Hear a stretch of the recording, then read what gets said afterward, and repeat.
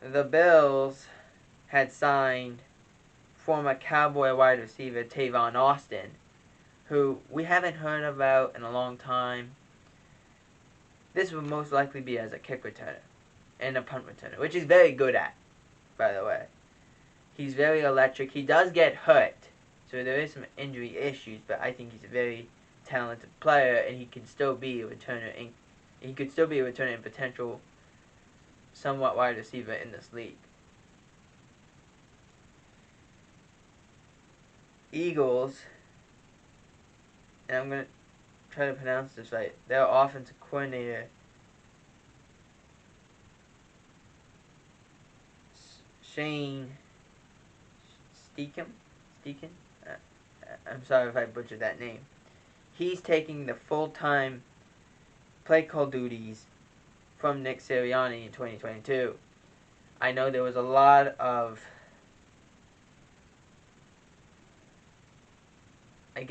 disdain for the play calling earlier in the year, and I do agree with that. They didn't run the ball at all. They played the Cowboys in Week 3. They ran the ball twice. I was like,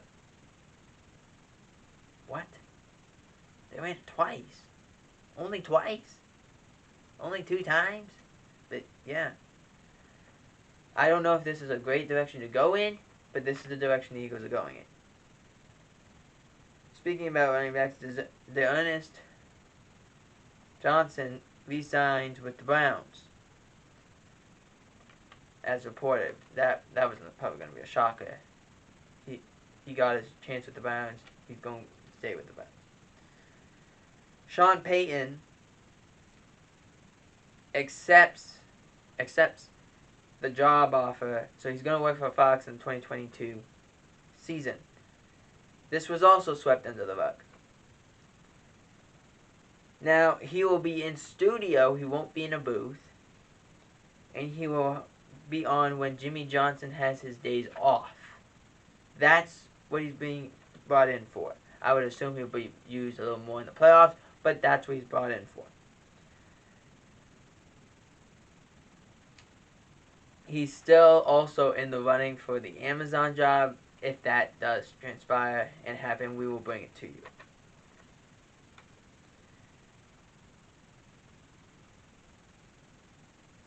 Zeke Elliott was talking to the press today, to which he said,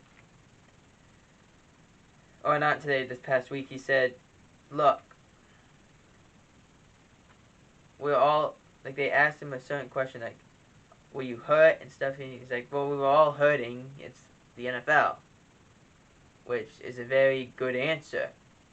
But a reporter rephrased the question and said, but did you get injured? And he's like, yeah, I was injured, and I have something to prove. Now, not a lot of people know this unless you're a Cowboys fan. Zeke Elliott partially tore his PCL, which basically means anytime you run, anytime you walk, anytime that could happen, you just don't feel like you have a boost at anything. You don't have support, and your knee can blow up, basically. So Zeke would look good in the first couple of plays, and then his knee blow up, and he didn't look the same. That's what would happen. So, and to which, he earned the right to play through it, but a PCL is no joke, especially when you're a running back in the NFL. But according to Zeke, he feels 100%, but it took him about a month or 2 to feel that way. More Cowboys, Dalton Schultz, to sit out the remainder of the OTAs. He's frustrated with how the contract negotiations have gone, or the lack thereof. And again, I bring you an example of why these contract negotiations are bad. The Cowboys this year, in a long time, they like to re-sign their guys. They don't go get free agents. That's the reason they only have 3 outside free agents this year.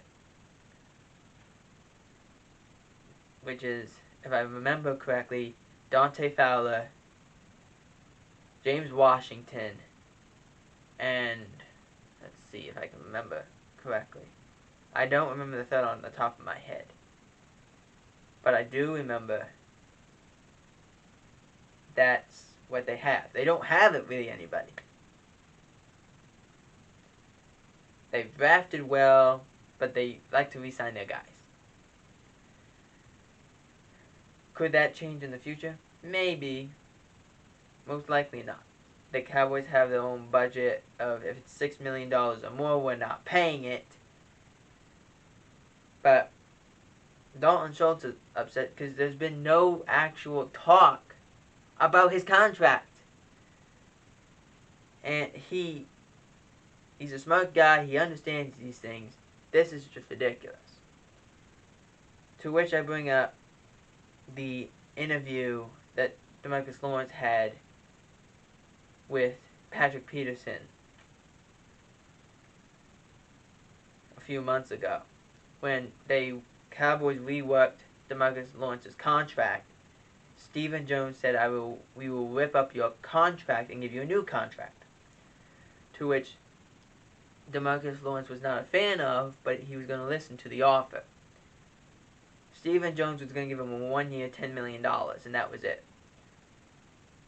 Where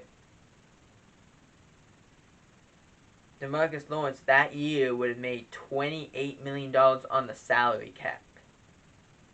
So 28 down to 10, or 20 down to 10, is a lot. To which he said, then if you're going to do that, release me.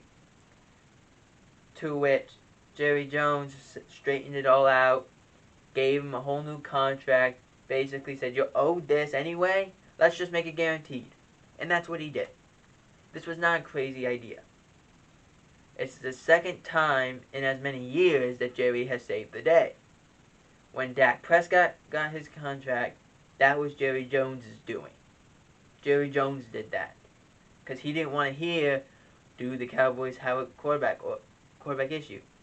He didn't want to hear that. So it's Stephen Jones doing this. Dalton Schultz, in my mind, should be paid. Is he going to be George Kittle, Mark Andrews? Not really, no. But he's a very good tight end, very consistent. Dak Prescott likes him. You keep him around, and you give Dak Prescott the weapons he needs.